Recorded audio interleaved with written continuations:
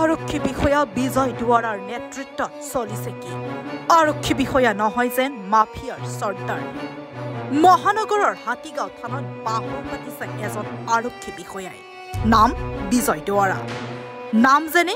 কামো প্ৰায় একেই বিজয় দুৱাৰাই জয় কৰিছে মাফিয়াৰ বল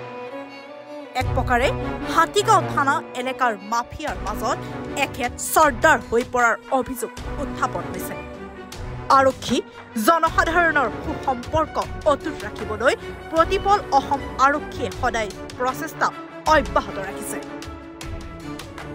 বহু আৰক্ষী বিষয়া এই ক্ষেত্ৰত সফল হৈছে কিন্তু তাৰ মাজতে একাংশ আৰক্ষী বিষয়া কৰ্মচাৰীৰ কৰ্মকাণ্ডৰ বাবে এই সম্পৰ্কত মেলা পৰিলক্ষিত হৈছে এনে একাংশৰ বাবে আৰক্ষীৰ ওপৰতো বহু ক্ষেত্ৰত সাধাৰণ ৰাইজৰ বিশ্বাস হ্ৰাস পাইছে তেনে এগৰাকী আৰক্ষী বিষয়া হাতীগাঁও থানাৰ বিজয় দুৱাৰা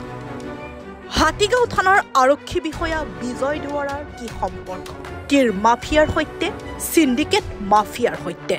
মহানগৰৰ ভিন্ন প্ৰান্তৰ তুলনাত হাতীগাঁও থানা এলেকা বৰ্তমান সময়ত অবৈধ কাৰ্যকলাপৰ বাবে চৰ্চাত আছে মদ ভাং ড্ৰাগছৰ সমান্তৰালভাৱে তীৰৰ ৰমৰমীয়া বেহা চলি আছে হাতীগাঁও থানা এলেকাত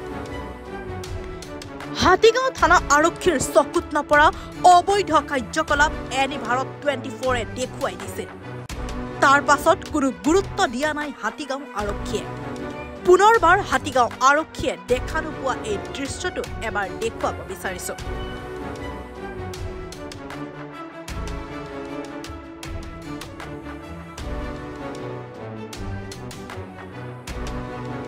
এই দৃশ্য হাতীগাঁও থানা আৰক্ষীয়ে দেখা নাপায় কাৰণ তীৰৰ সম্ৰাট নাইচৰ পৰা থানাৰ মুৰব্বীয়ে মাহিকীয়া কমিছন পোৱাৰ অভিযোগ এইবাৰ মন কৰক এই দৃশ্যলৈ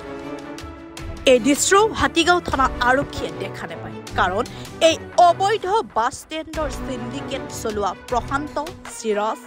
লুৎফুৰৰ পকেটত আছে আৰক্ষী বিষয়া বিজয় দুৱাৰা এই অভিযোগ এতিয়া মানুহৰ মুখে মুখে বাছ ষ্টেণ্ডৰ সিন্ডিকেট চলোৱা প্ৰশান্ত চিৰাজ লুৎফুৰ আৰু তীৰ মাফিয়া নাইচৰ দৰে একাংশক নেতৃত্ব দিছে নেকি আৰক্ষী বিষয়া বিজয় দুৱাৰাই আৰু কোন কোন মাফিয়াৰ সৈতে আৰক্ষী বিষয়া বিজয় দুৱাৰাৰ আছে সুসম্পৰ্ক গুৱাহাটীৰ পৰা বিশ্বজিৎ দাসৰ ৰিপৰ্ট এনি ভাৰত 24 নমস্কাৰ মহৎপল দাস আৰু আপোনালোকে চাই আছে এনি ভাৰত আৰু আপোনালোকক জনাবলৈ পাই মই বহুত সুখী হৈছোঁ যে আমাৰ সকলোৰে মৰমৰ শ্ৰদ্ধা জুবিন গাৰ্গৰ গীতসমূহৰ ভিত্তিত এটা খুব সুন্দৰ ৰিয়েলিটি শ্ব' এনি ভাৰতে আয়োজন কৰিছে জুবিনৰ গানে কি আনে এই প্ৰথম ছিজনটোত অডিশ্যনছ আৰম্ভ হ'ব আগষ্টৰ পৰা অসমৰ বিভিন্ন জিলাত গতিকে মই সমূহ কলাকুশলী বিশেষকৈ যিসকল প্ৰতিভাশীল গায়ক গায়িকা আছে আমাৰ সমাজত তেওঁলোকলৈ মই এটা আহ্বান জনাইছো তেওঁলোকে প্ৰস্তুত হওক এই ৰিয়েলিটি শ্ব'ৰ বাবে আৰু তাৰিখটো হৈছে 15 আগষ্ট 2024 চন এনি ভাৰতৰ অডিশ্যন জুবিনৰ গানে কি আনে